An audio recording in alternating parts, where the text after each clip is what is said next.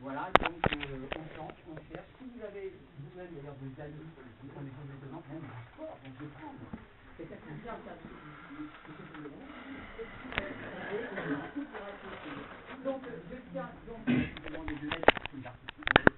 Mais tout le monde vient ici tester la tête. Et donc là, on va démarrer par le premier artiste qui s'appelle Ben Pamoli. Ouais, c'est un peu moi-même, un peu connu. Et donc, on le soutient à mort, il va jouer pour la première fois au Facebook, il y aura plus de première ce soir, donc vous serez témoin. Donc soutenez Ben Pamoli.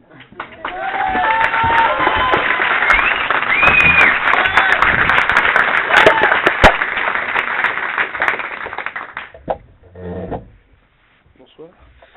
Je vais vous jouer un petit sketch que j'ai écrit pour la première fois. Je commence, hein? Ouais, je commence. Alors, bonsoir à tous, bienvenue dans Est-ce que c'est le moment d'en parler pour nos oui du lundi au vendredi de 21h à 21h59 avec ce soir 3 invités d'exception et de prestige. Pour commencer, j'ai l'honneur de recevoir celui qu'on appelait à l'époque le dissident antillais. Il était jeune, bourré d'énergie, aujourd'hui il est plus fatigué. On l'aurait vu à l'époque volontiers manager ou encore acteur, aujourd'hui il est chômeur. C'est bien sûr Ben Pamoli. Ben Pamoli, bonjour. Donc également autour de cette table à sa droite, c'est le cas de le dire, à sa droite, monsieur Jean-Jacques Pérec, ancien militant homosexuel. Pardon, je me serais trompé dans mes fiches, ouais. Vous êtes hétéro, ouais. Vous êtes venu avec votre femme d'ailleurs, hein, si on peut se permettre un commentaire, très joli, très très joli, un subtil mélange d'Eva Longoria et de Vincent McDoub. Non mais je plaisante, Vincent McDoub et Magloire. Non, ne vous plaignez pas, c'est pas comme si j'avais dit Christiane Taubira non plus. Donc oui, donc vous êtes président de l'association, des enfants de Goebbels en hommage au grand au grand poète allemand. Donc on va et on a gardé la meilleure pour la fin. Madame Antoinette Gertrude, vous êtes féministe et militante altermondialiste qui est à l'initiative d'un mouvement pour renommer la Marseillaise en la Martiniquaise. Hymne au métissage et à l'oisiveté. Donc on va commencer par Ben Pamoli. Vous avez encore fait parler de vous, je crois, sur une chaîne concurrente. Vous avez affirmé que que l'UMP, le PS constituerait un groupe politique qui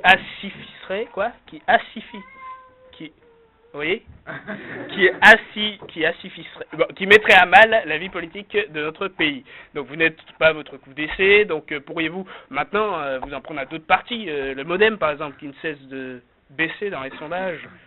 Mais avant, laissez-moi vous saluer en votre langue. Saoufa, comme on dit chez vous. Saoufa, c'est comme ça, hein? Non. Alors, déjà, je dirais qu'on dit pas Saoufa, on dit Saoufé, mais je vais répondre quand même, moi là, je vais répondre. Alors, avant de répondre à votre question sur le modem, je vais revenir sur deux points précis. Déjà, pour commencer, j'ai vu qu'on veut expulser les Roms. Mais mes frères, c'est très beau le Rhum. On met un peu de citron vert.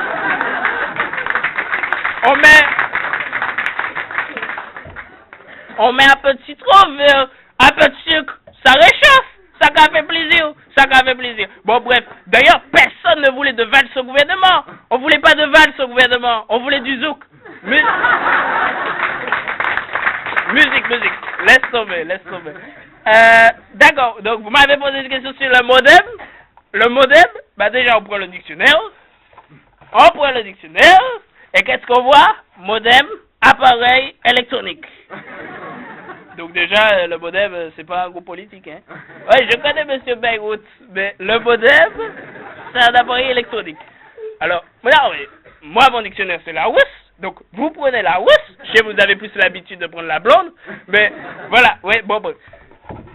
Votre temps de parole est à partir. On va vite donner la parole à Jean-Jacques Pérec, qui est président de l'association des enfants de Goebbels, on le rappelle, en hommage au grand philosophe, poète allemand.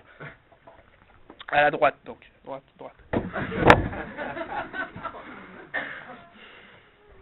Guten Tag.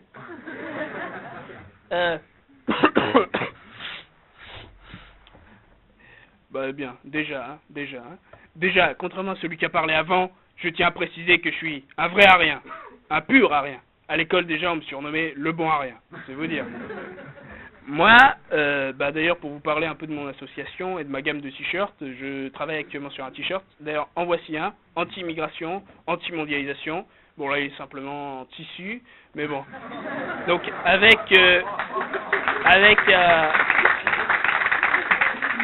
un slogan de ma création, pour rester clair, faut pas tout mélanger.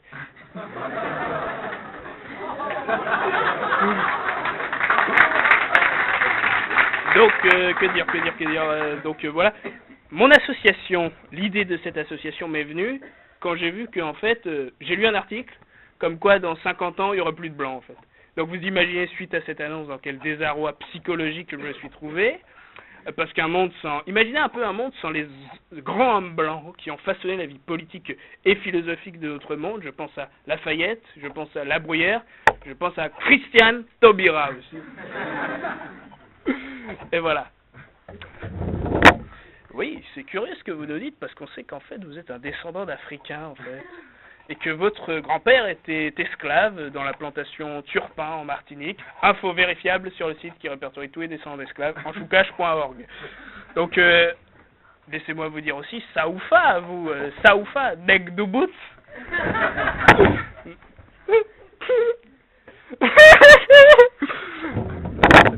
Alors, oui, bon, on vous laisse après un petit passage publicitaire, donc restez bien à l'écoute.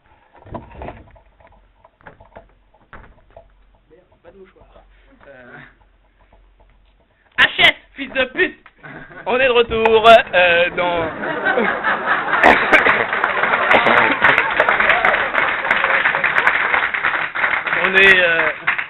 on est de retour dans notre émission. On va vite donner la parole à...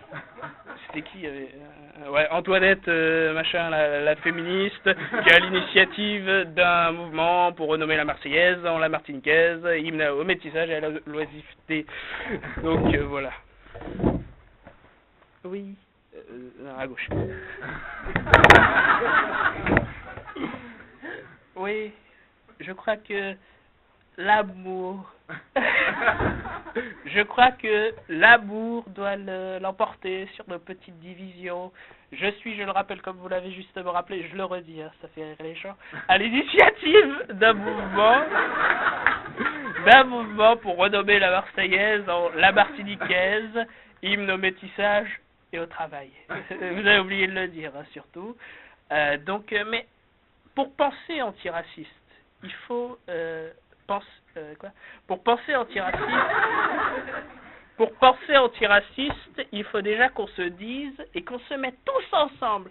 Fermez les yeux, et vos gueules aussi, mais fermez les yeux, et imaginez un monde où les grands hommes de ce monde, de la France, les grands hommes de la France seraient des Noirs. Victor Hugo, noir. Cyrano de Bergerac, noir. Jacques Isigo, noir.